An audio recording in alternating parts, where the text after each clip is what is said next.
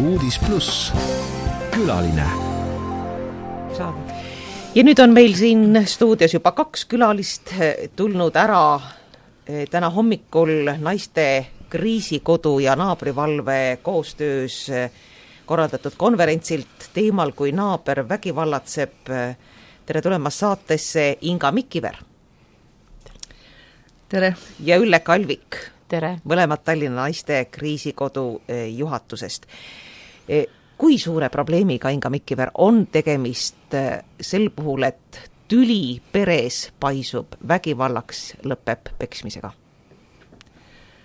No probleem on väga suur, sest seal enamasti ei ole mitte ainult 2 osapoolt, mees ja naine, vaid enamusel juhtudel on olemas ka lapsed, kes seda pealt näevad. Ja kahjuks ei arvestada seda, millist traumat see tekitab lapse psüühikale ja tihti on see, et laps just kannab edasi ka enda tuleviku täiskasvanu ellu selle sama peremudeli, kuna ta muud ei ole näinudki. Ülle Kalvik, kas me võime ka numbritest rääkida? Numbritest on raske rääkida sellepärast, et politseisse pöördub võib-olla 10 ja võib-olla nõustama kriisikodu tuleb veel teatud arv inimesi, kuigi neid loetakse ja neid pannakse kirja, aga suurem osa vägivalla kannatajaid ei fikseeri seda üldse. Ja see ongi tõsine koht, kus kutsuks üles, et fikseerige seda, et ei saa ju ka politsei reageerida, ka statistika näitab, et seda on vähe ja ei võeta mingid meetmeid kasutusele. Nii et selles mõttes on see numbrite pool nagu küsitav. Aga fakt on see, et eelmisel aastal sai kannatada raske perevägivalla tõttu 18 000 naist ja 5000 meest. See oli raske koduse või ütleme peresisese vägivalla all, füüsilise raske vägivalla all. Vaimset vägivalda pole siin üldse arvestatud, see on väga tõsised numbrid. Mida see fikseerimine tähendab? Kas see tähendab avaldust politseile või traumapunkti minekut?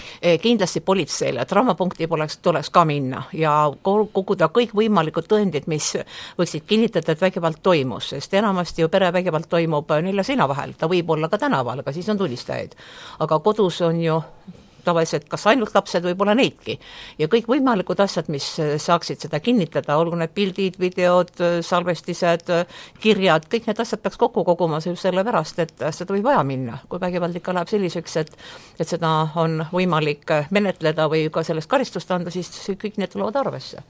Inga Mikiver, 18 000 pluss 5000 ja te ütlete, et see on vaid 10% tegelikust ulatusest, see on tohutult suur hulk. See ei ole 10%, kuna tegelikult Statistikaameti turvalisuse uuringu järgi oli fikseeritud füüsiline vägivald 46 800, sellest 18 000 rasket füüsilist vägivalda naistel ja 5000 siis meestel. Millest see kõneleb, Ülle Kalvik? Nagu näete, need arvud on väga suured ja seda varjatud ja praegu veel mitte ametlikult välja tulnud peresist vägivalda on kordades rohkem. Nii et seda arvu ei oskagi me täpselt öelda, et uuringud näitavad seda arvu just sellepärast suuremalt, et seal saab inimene vastata ilma, et seda kuskil ametlikult fikseeriks. Ja see tähendab ka seda, et ühiskond peab hakkama mõtlema sellele, kuidas sellega tegeleda, mida ette võtta või kuidas aidata. Võtan julguse kokku ja suudan politseile helistada, et kõrval korteris käib suurem kisa, on kostaga peksmist, siis kuivõrd palju on olnud selliseid juhtumeid, kus politsei tõepoolest ei reageeri? On küll olnud selliseid juhtumeid. Hiljaaegu meil oli üks telefonikõne Lasnamäelt ühelt naiselt, kes ütles, et mees on alkoholijoobes, ajab teda noaga taga. Ta helistas politseile, politsei ütles, et mitte midagi pole juhtunud, võib-olla mees läheb magama kohe-kohe ja see naine helistas paar tundi hiljem uuesti, kus ta oli juba traumapunktis, mees oligi löönud. Politsei tihti tõesti ei oska õieti olukorda hinnata. Ja mida siis teha tuleb? Kas me siis süüdistame konkreetselt politseid või kuidas seda olukorda lahendada? Sellised juhtumid, kui politsei välja ei tule, tuleks loomulikult fikseerida ja tuleb teha avaldus politsei kohta ka. See on samuti tagasiside politsei töö kohta.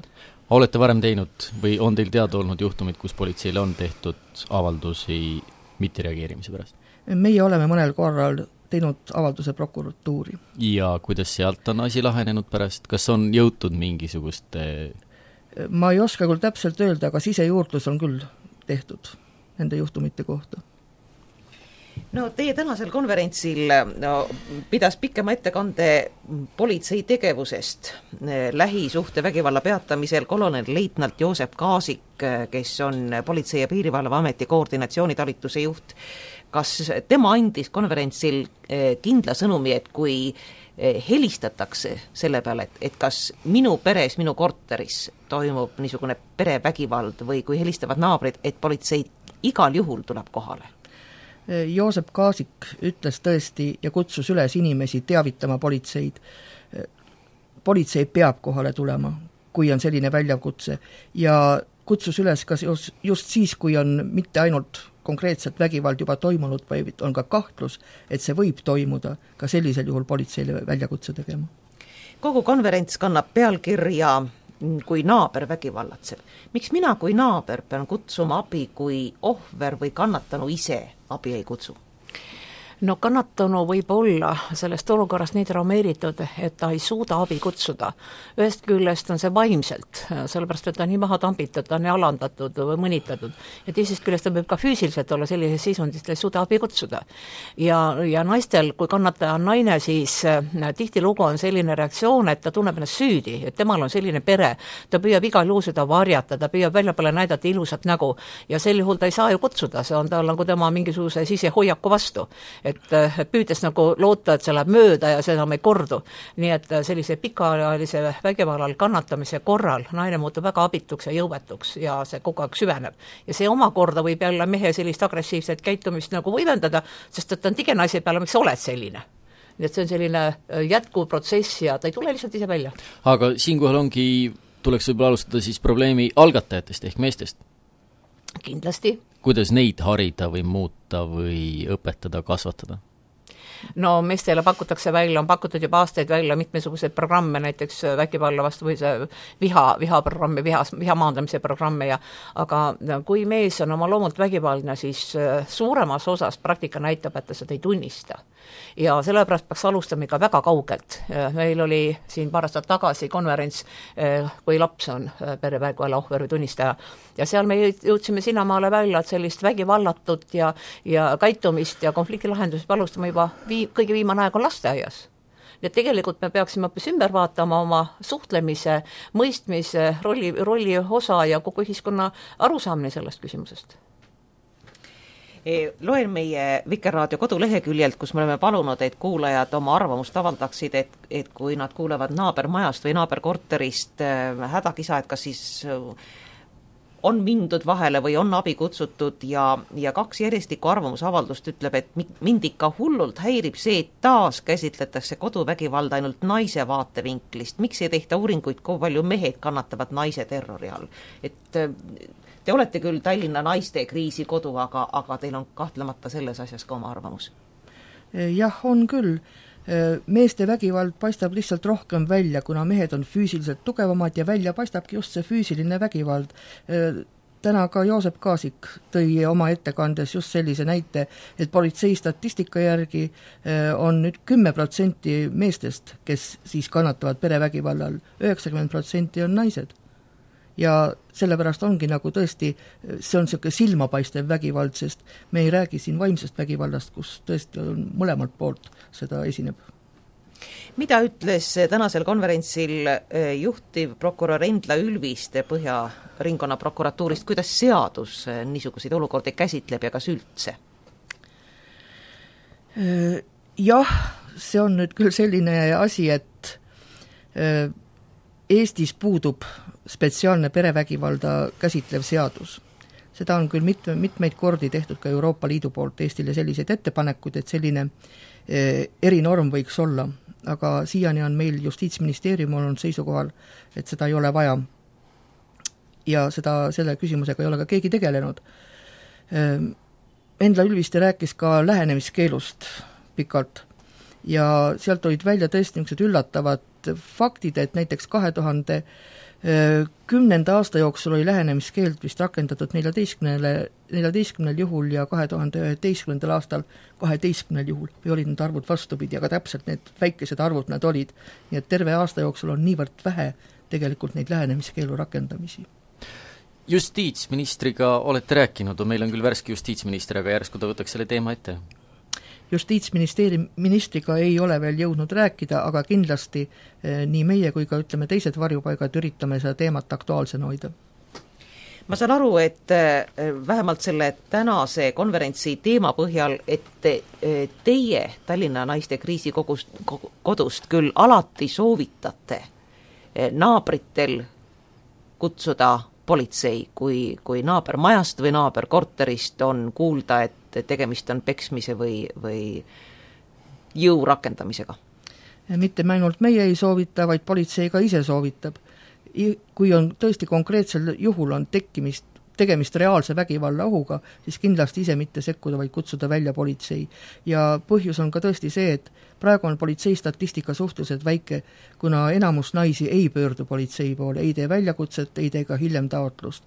Aga ka see, kui naabrid tõesti sekkuvad ja üritavad omalt poolt teha midagi, et see vägivald ei korduks enam, siis see tõstab ka politsei statistikat.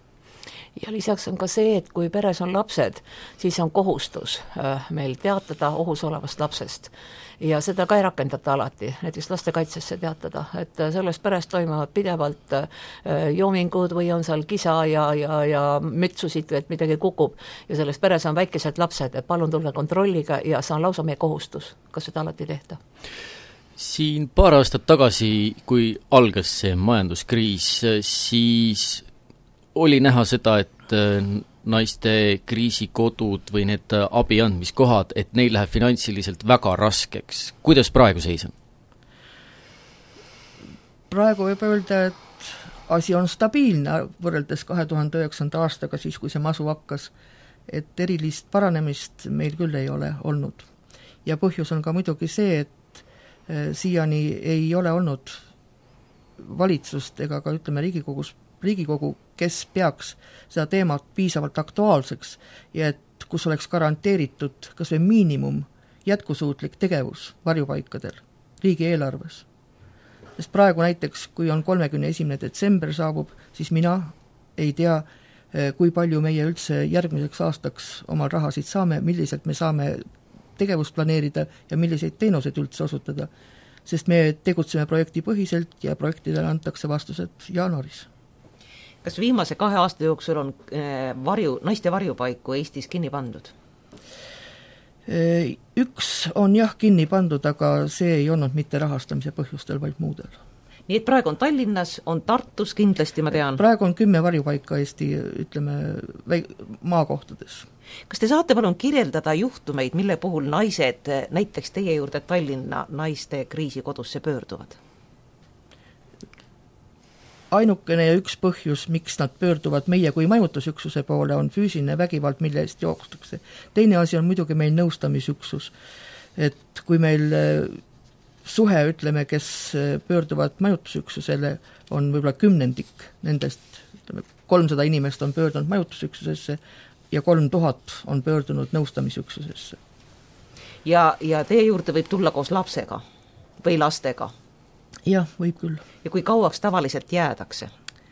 No kui inimene sisse tuleb, me ütleme keskmine aeg 3 kuud, kus ta peaks nagu oma probleemide lahendust leidma, aga samas me kedagi välja ei tõsta ja on olemas ka juhuseid, kus on 7-8 kuud, seni kui ta lihtsalt oma probleemile lahenduse saab. Missugune see probleemi lahendus tavaliselt on? Probleemi lahendus on enamasti ühisvara jagamine, korteri maha müümine ja endale uue elamispinna leidmine, mis on kohtu kaudu ja mis on pikaajaline protsess. Ma tuleksin ikka veel tagasi selle naabri rolli juurde, milles ka konverentsil on hästi mitu ettekannet, siin on võrdlusi Eesti ja teiste riikidega. Mida teha siis, kui naabrid teavad, et selle vägivallatseva pereisa, kelle nädala lõpu tähistamise komme ongi kõigepealt võtta viine, siis peksta naiste lapsi, et ta on üksiti ka pere ainukene toit, et see on inimene, kes käib tööl ja kui ma kutsun välja politsei ja ta viiakse võib-olla ära ja ta kaotab selle tagajärjel oma töökoha, et siis võib abist saada kahju. Jah, selles mõttes teoreetiliselt küll, aga kui ta tarvitab alkoholi, siis ta niigi kulutab teatud osa rahast, mis peaks kuuluma perele nii-öelda tema isiklikuks otstarbeks ja kui palju see pere seda raha ikkagi kätte saab, see on ka küsitav. Ja pealegi on olemas ka terve rida selliseid sotsiaalseid meetmeid, et kui see mees lahkub pere juurest või tal jääb rahalised puudused, siis on võimalik ka lihtsalt taotleda mingit sotsiabi. Et need on need välised meetmed, aga nendel põhjustel nüüd perevägivalda taluda ja edasi kanda küll põhjust ei ole. Kindlasti ikkagi tuleks midagi ette võtta ja neid võimalusi, mida siis rakendada, on olemas ja neid otsime juurde, nii et see on tähtis, et reageerima ikkagi peab. Kristi on meie foorumisse kirjutanud, et muidugi tuleb sekkuda, aga samas ta teab pere, kellele kutsuti politsei ja kiirabi, sest naabrid nägid aknast, kuidas mees tagus jalaga põrandal lamavat naist ja poeg oli kõrval seismas ning hiljem tulid nad kolmekesi rõõmsalt koju tagasi, et mida siis teha, kui naised ise ennast ja oma lapsi selliste meeste eest ei kaitse? No probleem on tõsine sellepärast, et naine ei julge tihtilugu, kui ta peab selle mehega edasi elama ja ta astub mehe vastu, siis kuidas ta saab tema vastu häält tõsta, siis ta saab siis topelt karistada. Ja kahjus on ka lastega selline küsimus, et mingi aeg nad kannatavad võib-olla vaikselt teemal, mingi aeg nad võib-olla püüavad ka sekkuda, aga ühel momendil oleme me tähele seda, et laps hoiab tugevama poole ja kui ema laseb endaga niimoodi käituda, siis ta ütlebki, et sa oledki seda väärt ja laps hoiab isa poole ja tegelikult ohvrist tähendab, need rollid vahetuvad ja ohvrist saab nagu süüalune, sellepärast et lapsed lihtsalt ei aktsepteeri enam seda. Nii et mis sellisel juhul teha, igal juhul seda naist toetada ja jõustada, anda talle jõudu, julgust ja teadmisi või võimalusi nii palju, kui see on võimalik, viisakal ja ettevaatlikul ja väga delikaatsel viisil, et ta hakkaks sealt välja tulema. See on kõige parem, mis me teha saame, midagi rohkem ei saa. Muidugi see on tema valik, aga kahjuks ta niimoodi on. Ja täiendavalt tahaksin ma öelda seda, et kui on näha, et peres on laps, kes näeb pealt perevägivalda, tuleks kindlasti teavitada kohalikku lastekaitsespetsialisti, sest sellel lapsel võivad olla ka muud probleemid seoses kooliga ja nii edasi ja lastekaitsespetsialist peaks olema teadlik, millised on lapse kasvu tingimused. Kas lastekaitsespetsialisti ainus võimalus olukorda lahendada on see, et laps võetakse perest? Ei ole, laps võetakse perest tavaliselt ikkagi kõige viimane käik on see, kui laps võetakse perest ja siis peab olema ema asotsiaalne või tõesti mingitel tervislikel põhjustel ei saa lapse kasvatamisega tegeleda. Enamasti otsitakse ikka muid väljapääsusid, tehakse rehabilitatsiooniplaani ja nii edasi. Teie üleskutse meie kuulajale, teie sõnum? Üleskutse olekski see, et kuna täna on rahvusvaheline naistevastase vägivalla vastu võitlemise päev, homme on kodanikupäev, et me kutsuksime üles kõiki inimesi avaldama kodaniku julgust ja täitma oma kodaniku kohust, kui nad näevad kõrval abivajajat või olukorda, kus nad saaksid sekkuda ja kuritegevust vähendada, ära hoida.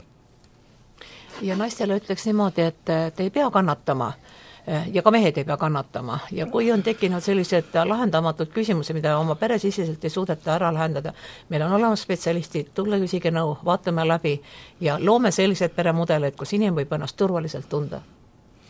Ja võib-olla ise mitte sekkuda, kui parajasti on pereriid naabrite juures haripunktis, vaid ikkagi siis helistada politsei kohale. Sellisel juhul kindlasti politsei, kui on parajasti tegemist vägivalla aktiga. Me täname teid Tallinna naiste kriisikodu juhatusest Inga Mikiver ja Ülle Kalvik.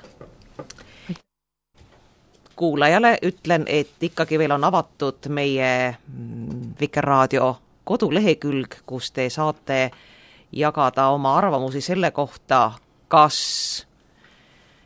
on mõistlik sekkuda naabrite peretülidesse või on parem kutsuda abi, kas te olete sekkunud ja abi kutsunud või olete otsustanud selle kasuks, et pere peab oma siseprobleemidega ise hakkama saama.